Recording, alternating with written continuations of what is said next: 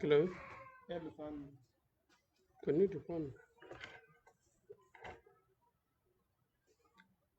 Madam. Wo lọ bá mi ṣí géètì ìta yẹn lẹ̀ sódà ń bá fẹ́ kọjá kó mọ gbàgbé kọjá. A'udhu billahi minash shaitanir rajim.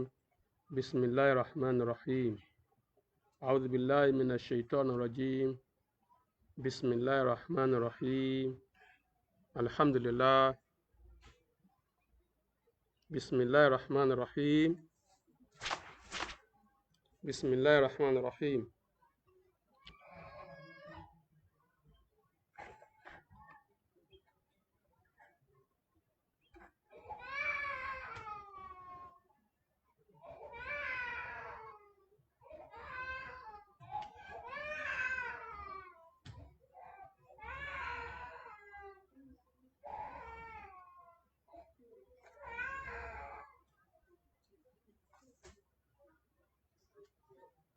Mariam wá síbí o.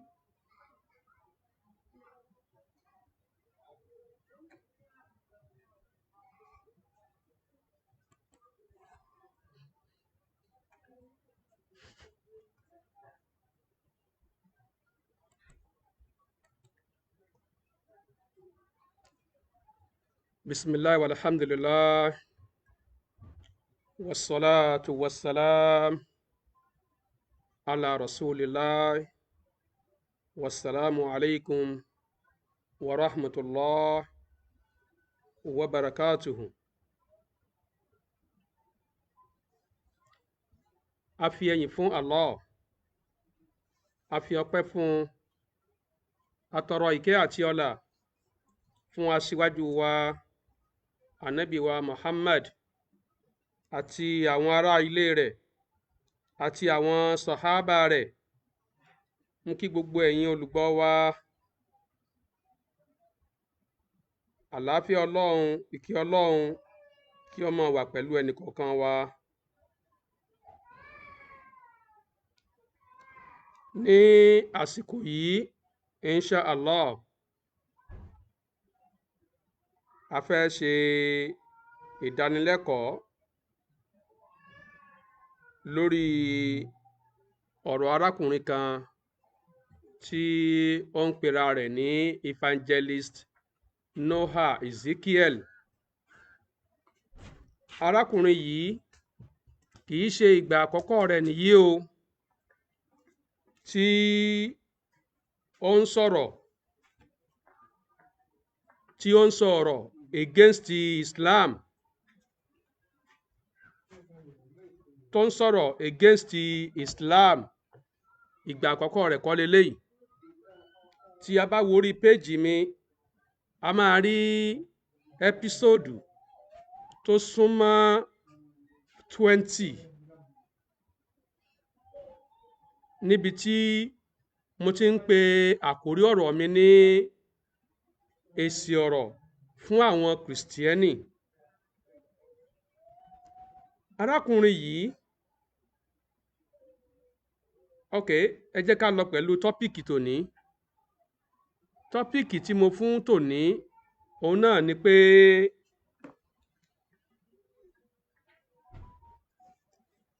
Evangelist Noah Ezekiel, ìwọ náà lẹ́nu rẹ, o ò tí ì jáwọ́ kúrò nínú wíwá ọ̀ràn kiri lórí Islam.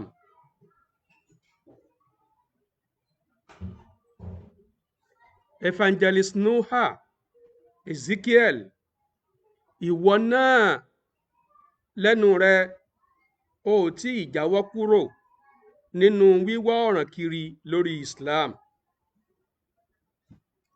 Ohun tó bí àkọlé yìí bó ṣe lọ, òun náà ni wípé arákùnrin yìí, bí mo ṣe ń wò ó, bóyá ni yóò ti pé ọmọ 40 ọdún, bóyá ni yóò ti pé ọmọ 40 ọdún, ó sì ń wá ọ̀ràn kiri lórí Islam. Àwọn ọ̀rọ̀ tí ẹnu àwọn aṣíwájú wọn ò gbà sí ànábì Muhammad sallallahu alayhi wa sallam, ó ń tẹnu arákùnrin yìí jáde.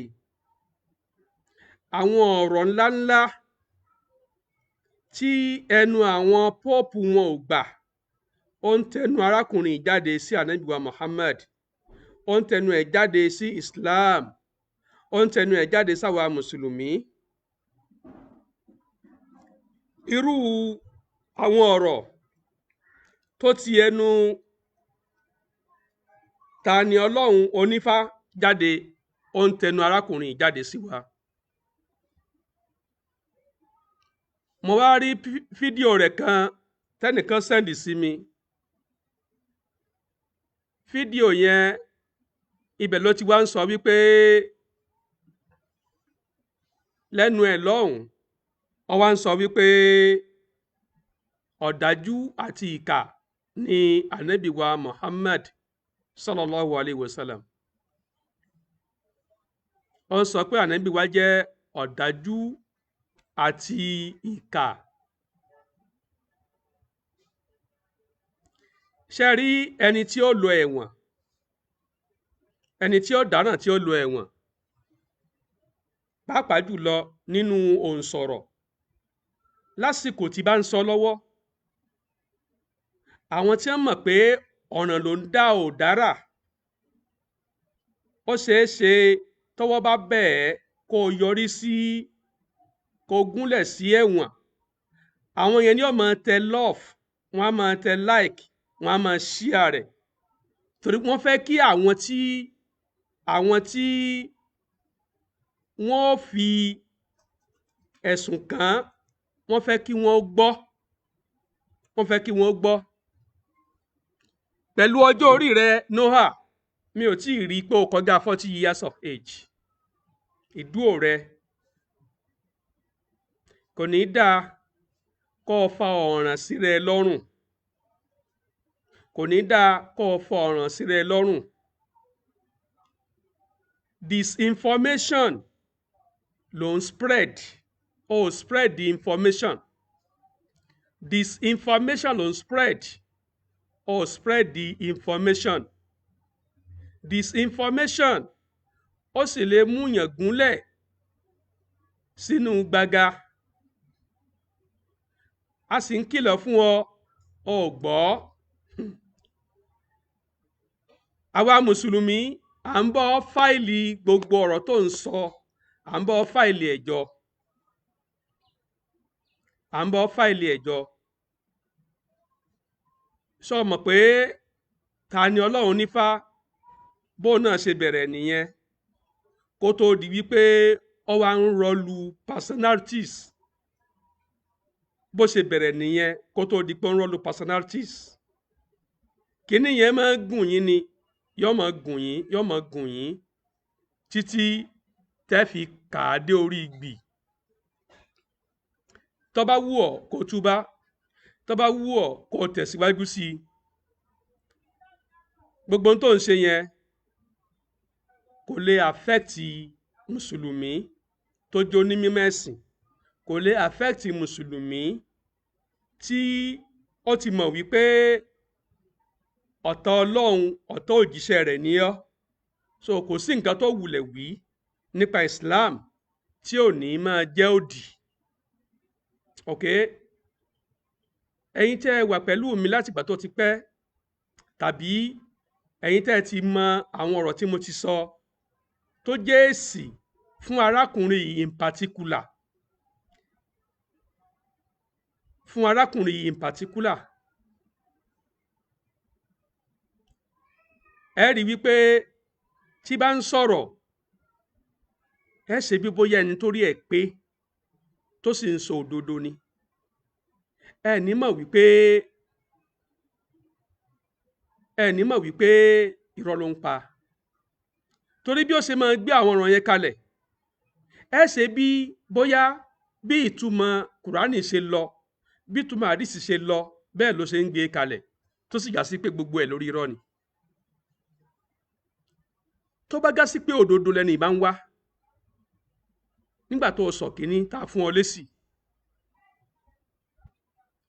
ọ yẹyẹ ìwò mọ́ ọ yẹwò mọ́ ọ bọ́ sórí omi ni ọ sọ kejì a fún ọ lésì ọ yírí ẹ wò mọ́ ọ wẹ̀yìn wò mọ́ ọ tún bọ́ sórí omi ni ọ tún sọ kẹta a fún ọ lésì tó túmọ̀ sí wípé kì í ṣe pé òun wá òdodo nípa Islam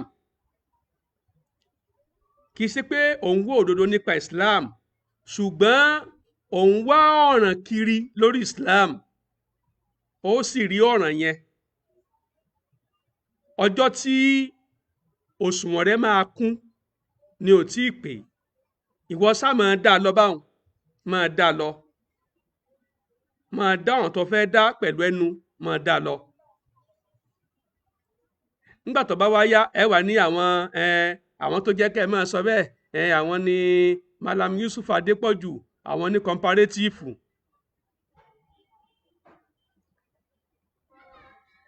àwọn ní comparative èwo nínú wọn ló máa ń pe Isa ọmọ Mariamu ní orúkọ tẹ̀yìn ń pe Ànábì wa Muhammad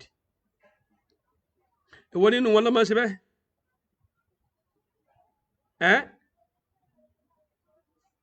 tọ́ nígbà tí o bá wọn kóńgò rẹ tó bá kún dẹnu ìwọ náà ó mọ̀ alihamdulilayi orí íńtánẹ́ẹ̀tì ló wà gbogbo ohun tó ń rìlíìsì ni wọ́n ń bọ́ fi pamọ́ má wọ̀rí àwọn tí ń bọ́ fi pamọ́ gan ò mọ̀ wọ́n ń bọ́ fi pamọ́ nígbà tí wọ́n bá gbé kéèsì dìde lórí ọ̀rọ̀ rẹ ó lò ó láìkì ẹ̀ bẹ́ẹ̀ ó lò ó fẹ́ bẹ́ẹ̀ mi ò mọ pírọ́blẹ́mù ẹ tó bá ga sí pé o bá ń wá òdodo nípa ìsìláàmù ni ó sọ àkọ́kọ́ aṣàlàyé ẹ̀ fún ẹ ó sọ kejì oníkàṣàlàyé ẹ̀ aṣàlàyé ẹ̀ fún ẹ ó sọ kẹta àwọn ìta aṣàlàyé ẹ̀ fún ọ síwájú ó wẹ̀yìn wò ó yírí ẹ̀ wò mọ́ ọkàn tó bọ́ta pẹ̀lú tọ́píìkì míì ó tún gbé jùlẹ̀ tọ̀ eléyìí tó wá ṣe yìí tí wọ́n fi ránṣẹ́ sí mi àwọn tó fẹ́ gbọ́ òdodo ọ̀rọ̀ nípa rẹ̀ àwọn ni mo fẹ́ kí wọ́n súnmọ́ tòsí ẹ jẹ́ á gbọ́ nǹkan tí arákùnrin yìí ẹ jẹ́ á gbọ́ tó tún sọ.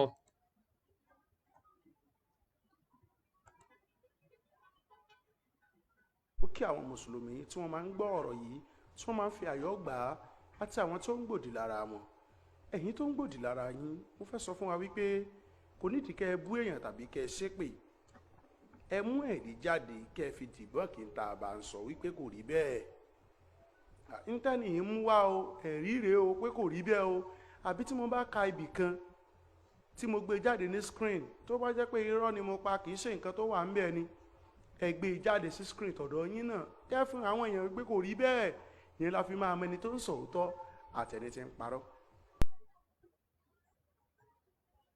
kí ni àwọn ẹ̀rí tá a fi. ẹ ń bá gbọ́ ohun tó wí ní ìsìn ẹ wo bó ṣe sọ pẹ̀lú pẹ̀lẹ́pẹ̀lẹ́ ó ní kò nídìí ebú àbúọ̀ a sì fi ọ́ ṣépè ṣùgbọ́n kàn ń sọ fún ọ wípé òun wá ọ̀ràn kiri lórí Islam òun wá ọ̀ràn kiri jẹ́gẹ́ ni ọ̀ràn jókòó tó ń wá káàkiri. bàbá rẹ̀ ń rí ọ báyìí inú rẹ̀ ń dùn pé òun wá ọ̀ràn kiri lórí Islam ìyá rẹ̀ ń rí ọ báyìí inú rẹ̀ ń dùn bóyá o ti ń gba nǹkan kankan lórí YouTube lórí ẹ̀ o ti ń fáwọn náà lówó ń gbọ́ bá wá yá ẹ wà bọ́ta ẹ wà máa ní mùsùlùmí náà làwa náà awí títí kò gbọ́ náà ni gẹ́gẹ́ bí ìyá Tani Ọlọ́run nífà ṣe sọ àtàwọn mọ̀lẹ́bí rẹ̀ àbí ẹ fẹ́ máa mú àwa mùsùlùmí ní mugun àbí so ní ìsìn nígbà tó sọ eléyìí nígbà tó sọ eléyìí ní ìsìn pé a nídìí ká bú ọ, ọjọ́ wo la bú ọ rí? bàbá sì bú ọ, ìwọ ló fà á tá a fi bú ẹ. tó o bá forí gbèpè, ìwọ ló fa ìforí gbèpè. torí pé ẹni bá ti ń hùwà ìdá, ẹni tí ọba ti ń hùwà ìdá, tí ó ń sọ òkò sínú ọjà, yóò mọ̀ forí gbèpè náà ni. so táwọn kan bá fún ọ ní èpè lórí pé ò ń sọ òkò sínú ọjà, ìwọ ló fọwọ́ ara rẹ fà á. ẹmbásì ti ṣiṣẹ́ èpè ó jà náà ni. ṣùgbọ́n ní ti àwa lẹ́kọ̀ọ́, àní bú ọ àfi tó bá ṣe é sì jáde, àní fún ọ lépè àfi tó bá ṣe é sì jáde, torí pé ọ̀rọ̀ tó ń sọ ó ń irritate wa seriously pé why you must be doing these things, why you must be disinforming the society. so ọ̀rọ̀ rẹ ó ń ṣe wá ní kàyéfì. now ó ní tó o bá sọ tí ó bá rí bẹ́ẹ̀ ká wá dìbọ́ǹkì ẹ. eléyìí tá a ti ń dìbọ́ǹkì ẹ láti jọ́ òní yìí, èwo ló padà bọ́ sórí social media tó ní mo dúpẹ́ o, àwọn àáfàá mùsùlùmí kan ti jáde o, wọ́n ti ṣàlàyé rẹ̀ fún mi o, èmi ni mi ò gbọ́yé o. èwo ló bọ́ọ̀ta padà ló wá kó jẹ? rántí ìgbà tó lọ kóòtù umudatul akam, tó lọ kóòtù tíra umudatul akam, rántí ìgbà yẹn tọ́gá sí pé odidi irọ́ ló gbé jù lẹ́ ń bẹ́ẹ̀, odidi irọ́ ló gbé jù lẹ̀ tó ń sọ pé hadith number 5 kìíní kan bí 560 ló pe àbí 580, I can't remember. tó sì gà sí pé hadith tó wá ń wí yìí, ọ̀rọ̀ tó ń pè ládìsì yìí kò wulẹ̀ sí nínú tíra umuda. mo ṣàlàyé ẹ̀ fún ẹ Noah, mo ṣàlàyé ẹ̀ fún ẹ, mo display tíra umuda fún ẹ. ǹjẹ́ wọ́n padà bọ́ọ̀ta kọ́ sọ wípé àdìsí ohun tó rí lórí íńtánẹ́ẹ̀tì tó pè ládìsí kìí ṣàdìsí o, wọ́n ti ṣàlàyé ẹ̀ fún ẹ pé kìí ṣàdìsí o, wọ́n dẹ̀ ti proof ẹ̀ fún ẹ o. ǹjẹ́ o ṣe bẹ́ẹ̀ o ò ṣe bẹ́ẹ̀? ọkàn jù yẹn lẹ̀ bẹ́ẹ̀ ọ lọ bẹ́ẹ̀, ò ń jù ú lẹ̀ bẹ́ẹ̀ ò ń lọ bẹ́ẹ̀, ọ máa wo ẹ̀yìn wò wípé sáwọn ọlọ́rọ̀ ti fèsì. tó bá tiẹ̀ tún wá mọ̀ pa àfèsì gan, o ò rí ròrí wípé kọ́ padà sórí afẹ́fẹ́ kọ́ wá kó imí rẹ jẹ. o ò ṣe bẹ́ẹ̀. àwọn mọ̀lẹ́bí ẹ sì ń wú ọ̀ràn báyìí, tó ń wá ọ̀ràn káàkiri lórí Islam, wọ́n ń wú ọ̀ràn. nígbà bá wá yá, ẹ wà bọ́ta, ẹ wà ní mùsùlùmí ní ìdílé yín, ẹ ní mùsùlùmí ní ìdílé yín, àbí òkè o. pé Muhammed ní ìkà àti ọ̀dájú ènìyàn. ẹ fún mi ní Sahih Bukhari volume 8 book 81 hadith 792. a tún lè rí inú Sahih Bukhari 6800. ẹ gbé jáde sí screen tọ̀dọ̀ yín náà, ẹ fún àwọn èèyàn gbé kò rí bẹ́ẹ̀. yẹn la fi máa mẹni tó ń sọ òótọ́ àtẹni tí ń parọ́. kí ni àwọn ẹ̀rí tá a fi pe Muhammed ní ìkà àti ọ̀dájú ènìyàn? ẹ fún mi ní Sahih Bukhari volume 8 book 81 hadith 792. a tún lè rí inú Sahih Bukhari 6800. ẹ jẹ́ ká wo ohun tí ó wà níbẹ̀. láàrin yẹn náà, o kóòtì ọ̀nà méjì ní Sahih Bukhari, ọ̀nà kan péré ni tó fẹ́ kóòtì wá. èyí tó kọ́kọ́ kóòtù yẹn adisi ṣe tàbí whatever tó pé yẹn kò kọ́kọ́ sí mbẹ̀ náà. ọ̀nà kan péré ni àdìsí yẹn wà ní Sahih Bukhari. ládìsí tó fẹ́ kóòtù yẹ o tọ̀ kọ́kọ́ nóòtì yẹn báyẹn náà o. kí gbogbo wa jọ kà á, ẹja jọ fi etí sí i, kájọ kẹ́kọ̀ọ́, kájọ gba ìmọ̀, kájọ gba òye. ó yá. Narrated Aisha, the prophet cut off the hand of a lady. Aisha ló sọ àdìsí yìí ló narrate ọ̀rọ̀ tó ṣẹlẹ̀ nínú àdìsí yìí. Wọ́n ní Muhammad gé ọwọ́ obìnrin kan, ọlọ́mọge obìnrin kan, and that lady used to come to me and I used to convey her message to the prophet, and she repented and her repentance was sincere. Obìnrin yìí ṣẹ̀ ni, ṣùgbọ́n nígbà tó ṣẹ̀ tó jí nǹkan tàbí kàkà sí pé jalè gẹ́gẹ́ bí òfin ṣàríà tánàbí gbé kalẹ̀ fún ara rẹ̀, in tó tán ni pé kí wọ́n gé ọwọ́ ẹni tó bá jalè. Ṣùgbọ́n obìnrin yìí ronúpìwàdà wípé in tóun ṣe ò dáa, kì í ṣe pé ronúpìwàdà ní kọ̀kọ̀, ó jẹ́wọ́ ẹ̀ṣẹ̀ rẹ̀, ó sì tó ń sọ fáìsà àìsà. ń bọ̀.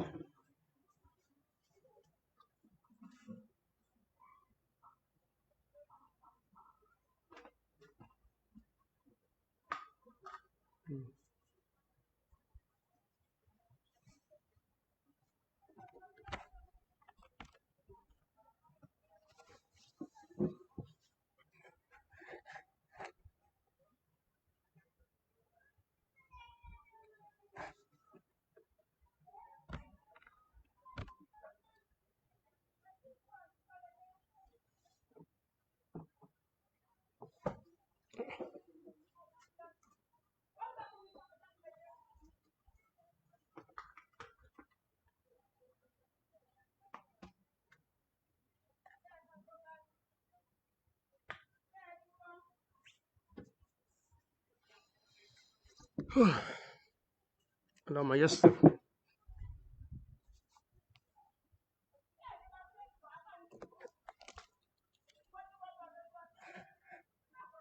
tó bá ń bi ànábì pé lóòótọ́ lẹ́ni ìrònúpìwàdà pé tóun ṣe ò dáa, ìrònúpìwàdà rẹ̀ sì jẹ́ òtítọ́ tó fi ẹsẹ̀ múlẹ̀, ṣùgbọ́n sí ànábì gba ìrònúpìwàdà obìnrin yìí rárá o, ànábì gé ọwọ́ obìnrin yìí dànù ni. Obìnrin tó wá bá Jésù lọ́jọ́ tí wọ́n mú wá sọ́dọ̀ Jésù pé ó ṣe àgbèrè tán mú wá síwájú ẹ̀, kí ni Jésù ṣe fún? Ó ní ẹni tí ò bá dẹ́ṣẹ̀ rí nínú yín, ànábì fún ara ẹ̀ gangan ẹlẹ́ṣẹ̀ ni o, torí àkàìmọye ibi tá ti ń sọ fún ànábì inú Kùránì pé kó máa tọrọ ìdáríjì ẹ̀ṣẹ̀, àbí kọ́lọ́run ẹ bá lè dáríjì ọ́ ẹ̀ṣẹ̀ tó ti ṣẹ̀ sẹ́yìn àti tó tún máa ṣẹ̀ síwájú. Allah ọ̀kọ̀ máa ní pé kán gé ọwọ́ tòun àbí kán pa òun dànù, ṣùgbọ́n nítorí kó jẹ́ ọ̀dájú àti ìka ènìyàn ronúpìwàdà, síbẹ̀ ó ní pé òun tún gé ọwọ́ ẹni yẹn dànù. tọ́ gbogbo wa la ti gbọ́ nǹkan tí evangelist Noah Ezekiel kà tó fi lè ń sọ wípé ọ̀dájú àti ìkà ni ànábì wa Muhammad sallallahu alayhi wa sallam, ẹni tí Allah ròyìn pé aláàánú ni, olójú àánú ni. tọ́ ohun tó wá kà yìí kó lè mọ̀ pé ọ̀tọ̀ ni tí wọ́n kọ ọ́ bẹ̀, ọ̀tọ̀ ni tí wọ́n ń kà jáde fáwọn èèyàn. ìwọ náà wàá wò ó kí n display ẹ̀ fún ẹ lójú screen kó lè máa ṣírò ọ̀ràn tó ń dá, ṣáà máa ṣírò rẹ̀ lẹ̀, máa ṣírò ẹ̀ lẹ̀. Hadisi tó kà ní Sahih Bukhari hadith 6800, Sahih Bukhari hadith 6800. Hadisi yẹn nìyẹn o, hadisi yẹn nìyẹn. English version tó ń kà mi ò wà after yẹn, bóyá ẹ manipulate ẹ̀, I don't know. ṣùgbọ́n original text ó lè mí ń kà fún ọ yìí. tí ẹ bá lé ẹni tó mọ kéwú nínú ṣọ́ọ̀ṣì yín, ẹ fi hàn án. Ani Aisha radiyallahu anha anna nabiyya sallallahu alayhi wa sallam qata'a yada imra'atin. Látọ̀dọ̀ Aisha kí Allah bá ní yọ́nú sí i, ó ní dájúdájú ànábì gé ọwọ́ obìnrin kan.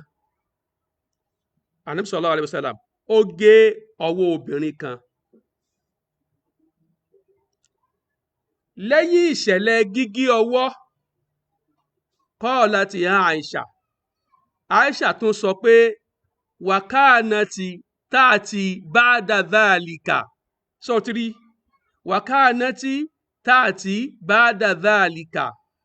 Aisha tún wá ń sọ wípé ba'da dhalika lẹ́yìn ìṣẹ̀lẹ̀ gígé ọwọ́, lẹ́yìn ìgbà tí ó dá ọ̀ràn tí ó fi jẹ mọ́ kí wọ́n gé ọwọ́ rẹ̀, tí wọ́n dẹ̀ ti gé ọwọ́ rẹ̀ bọ́ sẹ́yìn tí ọwọ́ ẹ̀ sì ti san.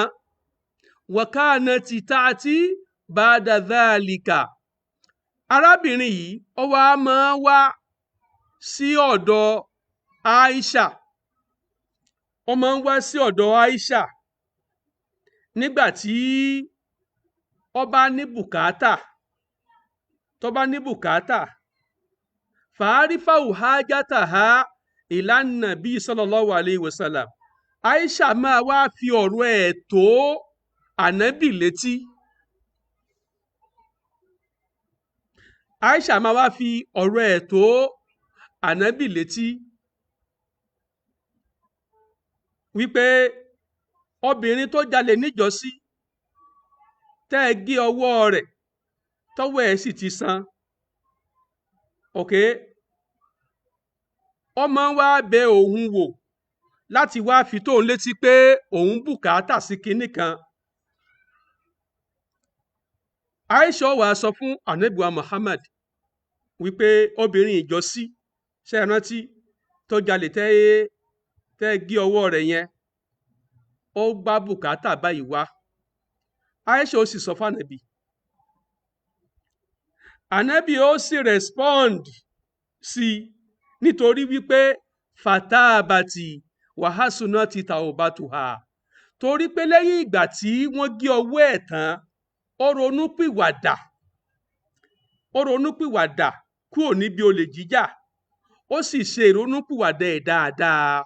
That is what the hadith is saying. Hadith ń jẹ́ ká mọ̀ wípé arábìnrin yìí ó jalè nígbà kan rí, ọwọ́ bà, wọ́n gé ọwọ́ rẹ̀, wọ́n tírìtì ọwọ́ rẹ̀, ọwọ́ ẹ̀ san. Lẹ́yìn ìgbà yẹn, lẹ́yìn ìgbà tí ìṣẹ̀lẹ̀ gígé ọwọ́ ti bọ́ sẹ́yìn, arábìnrin sì ń ṣẹ̀mí. So lẹ́ẹ̀kọ̀ọ̀kan tó bá ní problem, tó bá nídìí owó, tó bá nídìí nǹkan jíjẹ, yóò wá bá Ànábì, àmọ́ kì í lọ bá Ànábì tààrà, yóò wá lọ bá Aisha nulẹ̀.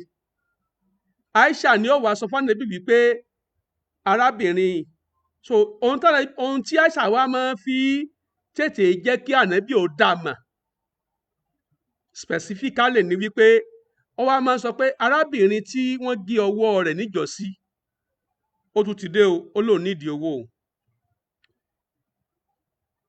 So lẹ́yìn ìgbà tí wọ́n gé ọwọ́ rẹ̀ tán ló ń fúnra rẹ̀ ló ronú pìwàdà níbi olè jíjà. Ó sì ronú pìwàdà yẹn pátápátá yányán. Àmọ́ ìwọ Nóhà, nítorí pé òun wá ọ̀ràn tó fẹ́ dá nípa Islam, ó wá ń ti ìrònúpìwàdà síwájú ìjìyà ẹ̀ṣẹ̀ rẹ̀. Àdíìsì sì ń sọ wípé wọ́n ti gé ọwọ́ rẹ̀ bọ́ sẹ́yìn tó jẹ́ ìjìyà fún ẹ̀ṣẹ̀ rẹ̀, fún ọ̀ràn rẹ̀, kó tó di pé òun fúnra rẹ̀ wá ṣe kí ni, ó wá ronúpìwàdà. Ṣé ẹ mọ̀ wípé ìjìyà ẹ̀ṣẹ̀ fún ọ̀daràn, ìjìyà ẹ̀ṣẹ̀ fún ọ̀daràn ọ̀tọ̀, kí ọ̀daràn fúnra rẹ̀ kó ronúpìwàdà ọ̀tọ̀.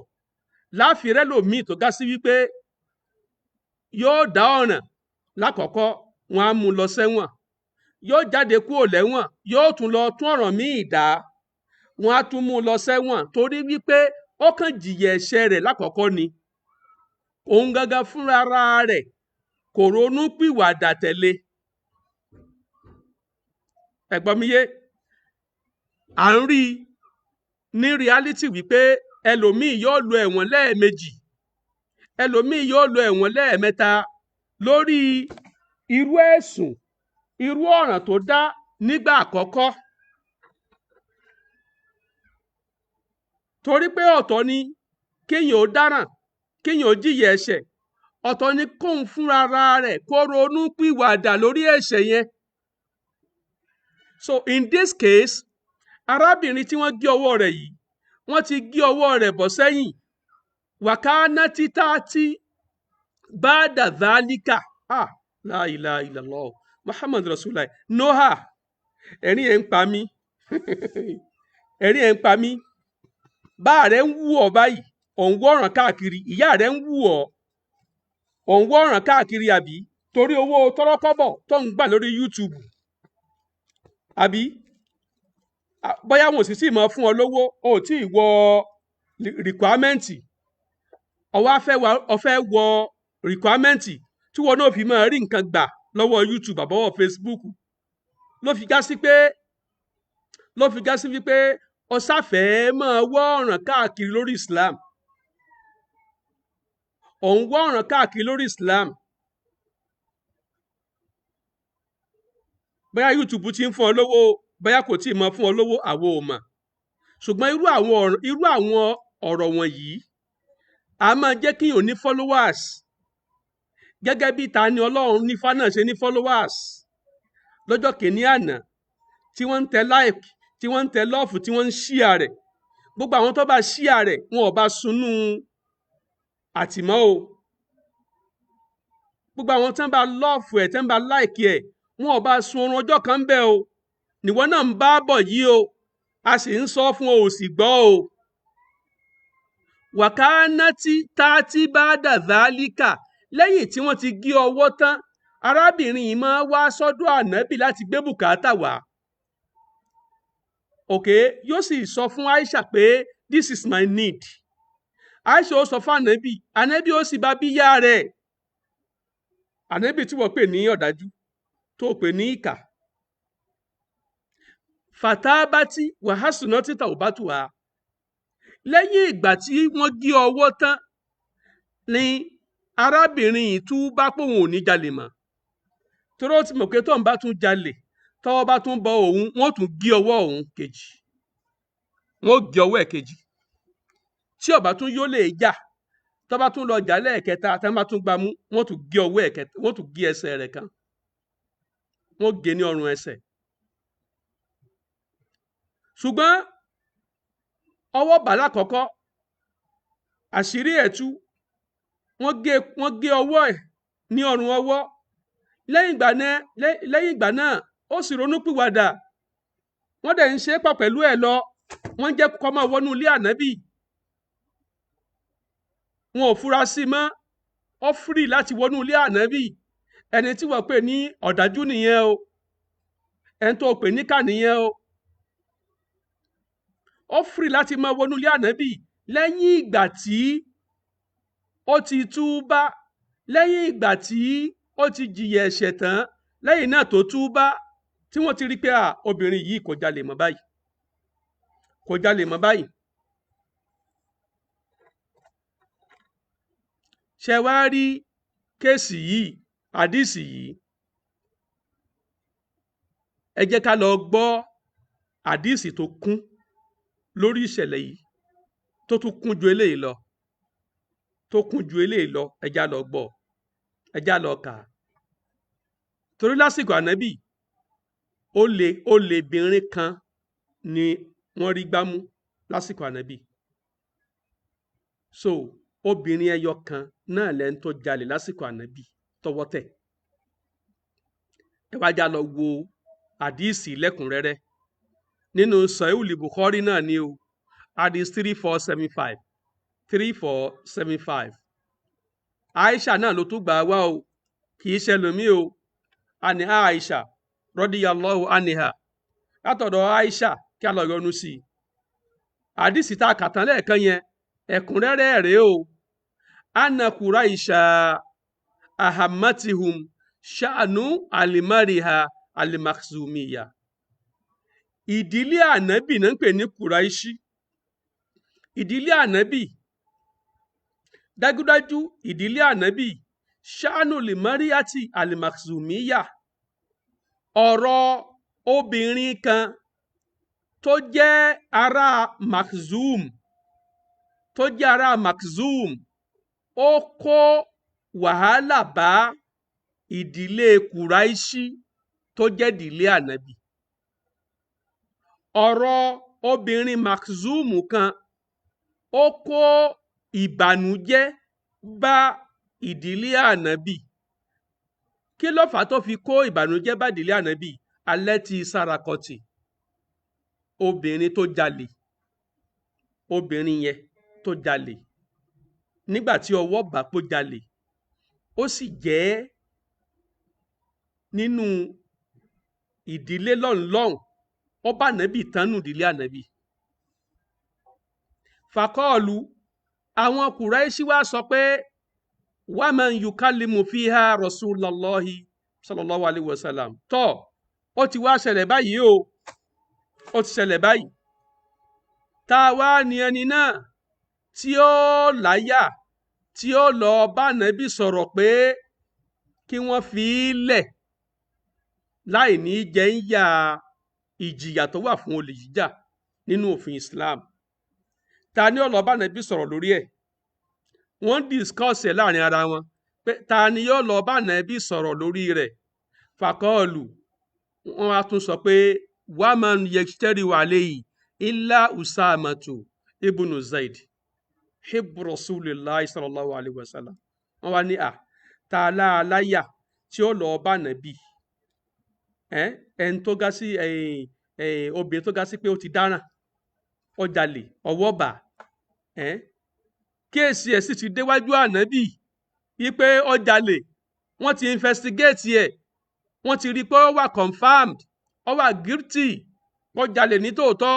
Ta ni ó wà láyà tí ó lọ bá ànábì pé ẹ dákun ẹ fílẹ̀ o, ẹ má jẹ́ ń yá o, ẹ jẹ́ ọmọ lọ bẹ́ẹ̀ o, torí pé after all tí tẹ́ bá ń kí àwọn tẹ́ bá ń kí àwọn ìran wọn, wọ́n á kì í mọ́ ìran ànábì náà. Wọ́n wá lẹ́ni tó lè sọ̀rọ̀ yẹn wájú ànábì, tó láyà tó lè sọ lọ́dọ̀ ànábì ní Usama ọmọ Zaidi tó jẹ́ olólùfẹ́ ànábì. Fakallamahu Usama wá bá ànábì sọ̀rọ̀ lórí ẹ̀ pé ẹ dákun, lóòótọ́ àṣírí ẹ̀ ti tú, ọwọ́ ti bà á, ẹ dákun ẹ bá ní yááfì rẹ̀, ẹ bá ní yááfì rẹ̀. Ṣé ẹ mọ̀ wípé igbá kan kòkò sásù kan? Usama sọ bẹ́ẹ̀. Tọ́ ẹ wá gbọ́n tánàbí wí.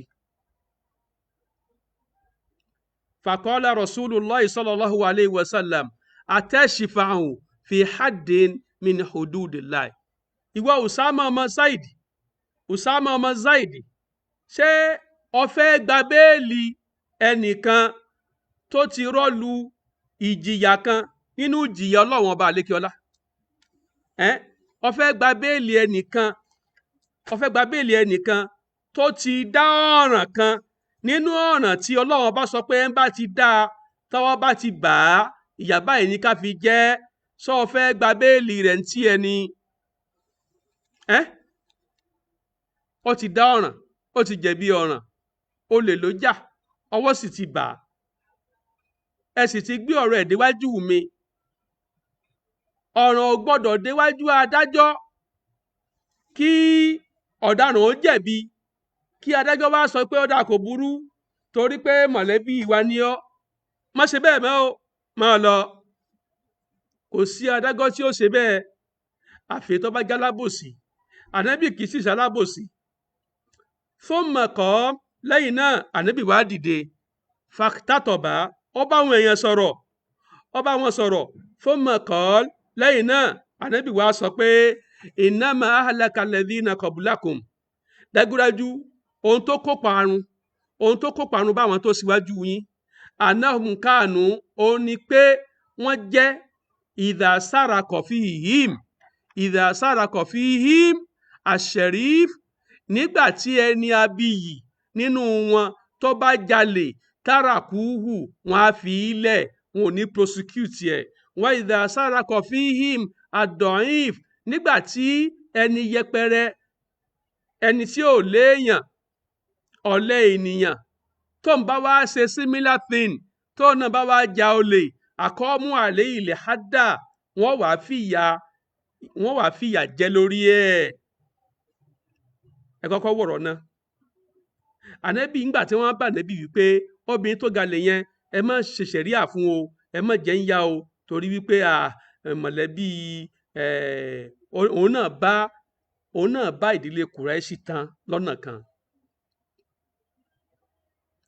Ànábì wa ń sọ fún wọn wípé ohun tó kó parun bá àwọn tó síwájú yín òun náà ni pé nígbà tí alágbára ọ̀tọ̀kùlú ẹni iyì ẹni abiyì tó bá ja olè nílùú wọn á fi í lẹ̀.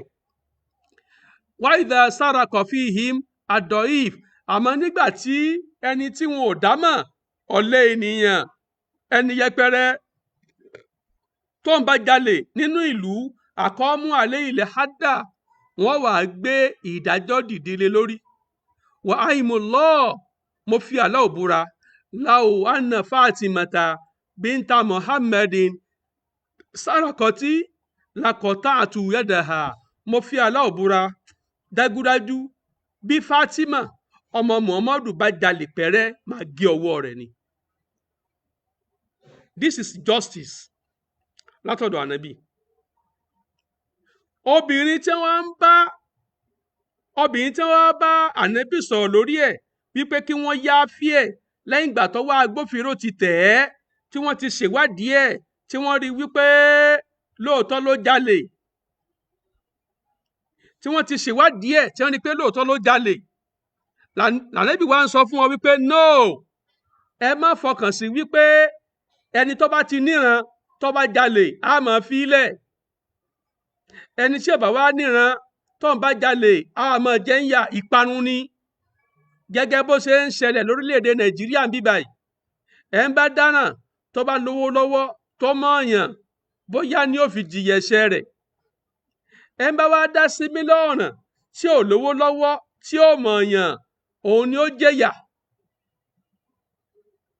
Ẹ̀kọ́ tádìsì fẹ́ kọ́ wa nìyẹn o, wípé ká má máa fi àwọn ẹni ńlá lẹ̀ tí wọ́n bá dáràn, kó wá gá sí pé àwọn ẹni wẹrẹ, àwọn ẹni kéékèèké, àwọn nìkan ni wọ́n máa forí fá ìjìyà lábẹ́ òfin. Noah àbí kí ló ń pera rẹ̀? Ẹ̀kọ́ tí ó ń bẹ níbi àdíìsì nìyí. So ẹni yìí tí wọ́n wá bẹ̀bẹ̀ yìí tálẹ́bì ní rárá bẹ́ẹ̀ kọ́, a ní wo tìdílé mọ́ lára, ó jalè, ó jẹ̀bi ẹ̀sùn, òfin sì ti wà ńlẹ̀, ìlú tí ò sófin ni ò sí ẹ̀ṣẹ̀, òfin ti wà ńlẹ̀, gbogbo ìlú ti mọ̀, kéèsì ìṣẹ̀lẹ̀ ní ọdún kẹjọ ní Mọ̀dínà, ó ṣẹlẹ̀ ní ọdún kẹjọ ní Mọ̀dínà. Àyà ti sọ̀kalẹ̀ pé wàsáríkù wàsáríkọ̀, olè ọkùnrin olè obìnrin ẹ gé wọn ní ọrùn ọwọ́ jùlẹ̀. Tó bá gá sí pé irú òfin yẹn la bá ń lò Nàìjíríà ni, Nàìjíríà ò bá nísinmi, àbá rí iná lò, education ìbá lọ dáadáa, ètò ààbò wa ìbá gún régé, ètò ẹ̀lẹ́tíríkì wa ìbá dúró wámúwámú, gbogbo nǹkan ni ìbá máa lọ mẹ́lọmẹ́lọ. Àmọ́ àwọn tí ń jalè owó Nàìjíríà tí wọ́n jẹ́ àwọn èèyàn ńláńlá à ń fi wọ́n lẹ̀. Tí ọmọ tálíkà bá wá jí ọmọ ẹran gbé, yáà jẹ̀yà ẹni tó gbé màálù. So ẹ̀kọ́ tánàbì fẹ́ kọ́ wa níbi ìṣẹ̀lẹ̀ yìí, one, ó ní wípé kò gbọ́dọ̀ sí ojúsàájú níbi fífìyà jẹ ọ̀daràn. Two, ó ní wípé arábìnrin yìí lẹ́yìn ìgbà tó jìyà ẹ̀ṣẹ̀ ẹ̀ tán ló tó túbá. Three, arábìnrin yìí, àdísì míì tún wá tó sọ nípa obìnrin yìí wípé tẹ́lẹ̀tẹ́lẹ̀ ohun tí máa ń ṣe gangan ni wípé yóò lọ máa yá nǹkan bí nǹkan ọrùn, àwọn jewelries yóò máa yá lọ́wọ́ àwọn obìnrin nínú ìlú Mọ̀dínà. Tó bá ti á yá tán yóò wá tà á. Tó bá ti á bí léèrè, yá a máa sọ pé òun ò yá nǹkan lọ́wọ́ wọn, tàbí kó sọ wípé òun ti dá padà. kò sì dá padà. Ìyẹn ló dùn mọ́ tó fi á di wípé ó wá tún wá mọ̀ọ́mọ̀ lọ jí nǹkan oníǹkan. Ó ti ń ṣe é bọ̀ tipẹ́tipẹ́ tí ò túbá. Nígbà tọ́wọ́ wá bà á kò túbá náà o, wọ́n wá sí ìdájọ́ lé lórí. Lẹ́yìn ìgbà tí wọ́n sì ìdájọ́ lé lórí tán lọ́sẹ̀ wá túbá gẹ́gẹ́ bí àdíìsì tó lò gẹ́gẹ́ bó ṣe gbé wá. Àmọ́ nítorí pé àníyàn rẹ̀ ò dáa, ọkàn rẹ̀ ò dáa, ó ṣáà ń wá ọ̀nà tó o fẹ́ dá lórí ìsìláàmù ni. Ọ̀tọ̀ ni tí ń bẹ́nu tíà, ọ̀tọ̀ níbi tí wọ́n máa mànúfà rẹ̀ lọ, ọ̀tọ̀ ni ohun tí ń bẹ́nu tírà, ọ̀tọ̀ níbi tí wọ́n máa yí lọ torí pé o ṣáà ń wá ọ̀ràn tó o fẹ́ dá, o sì ti ń dá ọ̀ràn yẹn náà lẹ̀, òṣùwọ̀n rẹ̀ ò ní ọkọ̀ tí ì kún.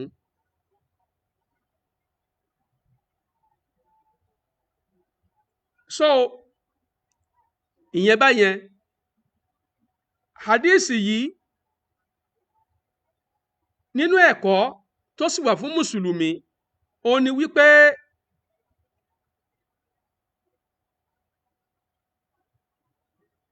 ní wípé àwọn ọ̀ràn tó ti ní ìjìyà nínú Islam bí olè jíjà, bí zina, bí ìparọ́ zina mọ́ni, bí dídánà,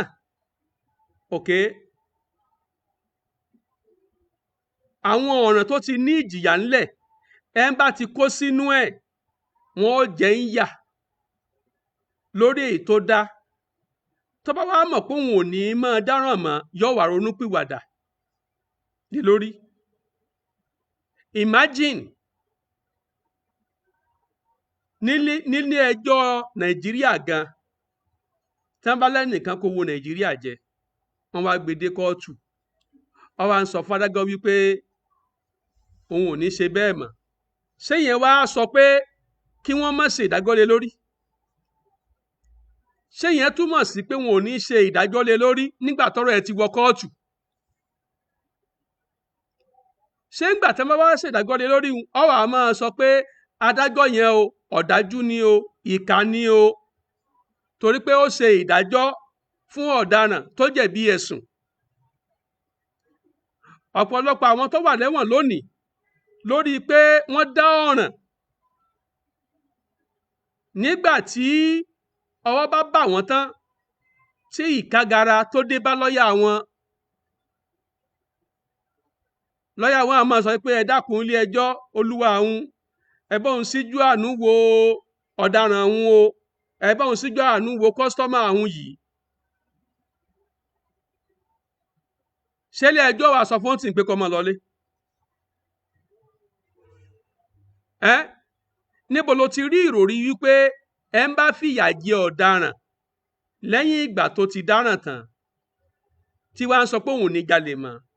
Níbo lo ti rí fọ́múlà pé adájọ́ tó fìyà jẹ onítọ̀hún pé ọ̀dájú ni, pé kà ni? Nǹkan kò sì yé ọ nípa ìyàtọ̀ tó wà láàrin ànábì Muhammad àti ànábì Isa ọmọ Maryama nípa ọ̀rọ̀ ìlú tó ń kálukú wọn ti ṣẹ̀mí. Ìyẹn ni màá máa sọ ní inú ẹ́písòdù kejì, kìíní máa ní ẹ́písòdù 2 inshallah, torí pé àdìsí méjì ló mú wá pẹ̀lú time factor báyìí. Tí mọ́gìrìbù ti fẹ́ wọlé báyìí, tí n bá ní kí n mẹ́nu bà á yóò fẹ́ tó aago 7 kí n tó lè parí. A dẹ̀ máa kírun ní láti between 6:30 wọ 7 o'clock, so mi ò ní fẹ́ kí clash kó ṣẹlẹ̀. So alhamdulilayi ọwọ́ ètà sọ yìí àti rí nǹkan dìmú. So ohun tó kù ọkù ni pé kó o bọ́ta kó o sọ wípé adi 680 tó kóòtù yẹn o, adi 680 tó kóòtù yẹn, ohun tí wọ́n kọ́ bẹ̀ ni pé látọ̀dọ̀ Aisha dájúdájú ànábì gé ọwọ́ obìnrin kan. Lẹ́yìn náà Aisha wá sọ pé obìnrin tí wọ́n gé ọwọ́ rẹ̀ yìí, lẹ́yìn tí wọ́n ti gé ọwọ́ rẹ̀ yẹn, ó wá máa wá sí ọ̀dọ̀ ànábì láti wá bíya bùkátà, torí pé obìnrin yìí ó tún lọ́kọ lẹ́yìn ìgbà tí wọ́n gé ọwọ́ ẹ̀ tán, ó lọ́kọ. so tílẹ̀ bá ti wá gbẹ lọ́dọ̀ wọn yóò wá sọ́dọ̀ ànábì ẹni tó pè ní kànú ẹni tó pè lọ́dájú nìyẹn. now lẹ́yìn ìgbà tí ìṣẹ̀lẹ̀ gígé ọwọ́ ti bọ́ sẹ́yìn ó wá máa wá sọ́dọ̀ ànábì láti wá síkì fún help ànábì ó sì help ẹ̀. Aisha wa ń sọ nípa ẹ̀ pé fàtábátì wàhásù náà títà ò bá tù wá lẹ́yìn tí wọ́n ti gé ọwọ́ ẹ̀ tán ló tó túbá o lẹ́yìn tí wọ́n ti gé ọwọ́ ẹ̀ tán ló tó túbá ok so àdìsí ó wà straight forward ó sì jẹ́ ká mọ̀ pé wọ́n ti gé ọwọ́ bọ́ sẹ́yìn kó tó ronúpìwàdà ìtàdísì gẹ́gẹ́ sọ nìyẹn. àwa tó wá ń fi kún wípé kódà kó gá sí wípé at the point of prosecution òun ni ó jẹ́wọ́ tó lòun ò ní jalè mọ́ lábẹ́ òfin ẹni tó bá ti lè lùfin tó bá ti lè jalè àbówùwọ̀ ọ̀daràn tó wá déwájú adájọ́ tó wá ní ẹ dákun lóòótọ́ lòun jẹ̀bi ẹ̀sùn àmọ́ òun ò ní ṣe bẹ́ẹ̀ mọ́ adájọ́ wo ni ó sọ pé ó yá máa lọ lé fún ipò tí ẹ sì gbà pé ò ní ṣe bẹ́ẹ̀ mọ́ yóò kọ́ jìyè tó ṣe yẹn torí pé ìlú tí ò sófin ni ò sí ẹ̀ṣẹ̀ ìlú tí ò sí òfin ò ní ò sí ẹ̀ṣẹ̀ ó ti dá ọ̀ràn ọwọ́ ti bà á ó ti déwájú adájọ́ ìbá wa sọ wípé òun ò ní ṣe bẹ́ẹ̀ mọ́ yóò kọ́kọ́ jìyè tó ṣeun náà. so inshallah part 2 a lọ sórí àdìsí èyí tó gùn ní hadith sahih muslim hadith 45280 ok hadith tó ń sọ nípa bí wọ́n ṣe ìdájọ́ fún àwọn oníṣìnà méjì kan so a tún jẹ́ kó yí àwọn èèyàn bó ṣe da ojú ọ̀rọ̀ rú níbẹ̀ a jẹ́ kó yé wọn. subhanaka allahumma wa bihamdika ashhadu wa la ilaha illa anta astaghfiruka wa atubu ilayk. ẹ bá mi share program mi fáwọn èèyàn o ló ti yé kí ẹ̀yin tẹ́ ẹ sì bí Nóhà ẹ kìlọ̀ fún dáadáa ẹ kìlọ̀ fún Nóhà Ezekiel ẹ kìlọ̀ fún dáadáa kọ́mọ́dì wípé òṣùwọ̀n rẹ̀ máa kún tóṣùwọ̀n ẹ̀ bá kún kò sọ̀rọ̀ níbi pé bàbá rẹ̀ mùsùlùmí náà ni ìyá rẹ̀ mùsùlùmọ́ náà ni kò sọ̀rọ̀ níbi ìyún o ló ti yé ẹ̀ ń wò ó rán nísìsiyìí tí fi ń sọ ọ̀rọ̀ tí yóò já sí ọ̀ràn fún ó ń sọ ẹ̀ ń tẹ láìkì ẹ̀ ń tẹ lọ́ọ̀fù ẹ̀ ń bá ṣíà rẹ̀ ní nǹkan tó ga sí wípé tó o bá déwájú adájọ́ ilé ayé gan ó máa gbọ̀n lọ́rùn ni gbogbo ara ẹni ó máa gbọ̀n bí ẹni tí stroke mú ó sì bẹ̀rù Ọlọ́run ọ̀rọ̀ tí ẹnu àwọn tó sọ ọ́ di pásítọ̀ gbà àwọn tó sọ ọ́ di pásítọ̀ tí wọ́n sọ ọ́ di evangelist ọ̀rọ̀ tẹ́nu wọn ò gbà ni wọ́n fi ń rán ọ síta yìí làwọn kan fi ń rán ọ síta yìí kó o bẹ̀rù Ọlọ́run àmọ̀ràn tèmi nu fún ọ àmọ̀ràn mi fún ọ nìyẹn ó ti yé ó ní tó bá sọ̀rọ̀ ká má bu ọ ká má fi ọ ṣépè àbú ọ àfi ọ ṣépè ṣùgbọ́n a lè advice yẹ pé kó o jáwọ́ lápọ̀n tí ó yọ kó o lọ gbómi lákaná a lè advice ẹ pé èyí tó ra wọlé yìí yóò lẹ́yìn ẹ̀yìn tí ó kàn nílò tí ì mọ̀ a lè advice ẹ bẹ́ẹ̀ pé kó o túbà ń bẹ̀ kó o ronúpìwàdà ń bẹ̀ tọ́rọ̀ kan bá yọ nípa ìsìláàmù àwa ń bẹ nú ẹni tó lè pè nọ́mbà mi ń bẹ lọ́wọ́ rẹ a ti jọ sọ̀rọ̀ rí lórí fóònù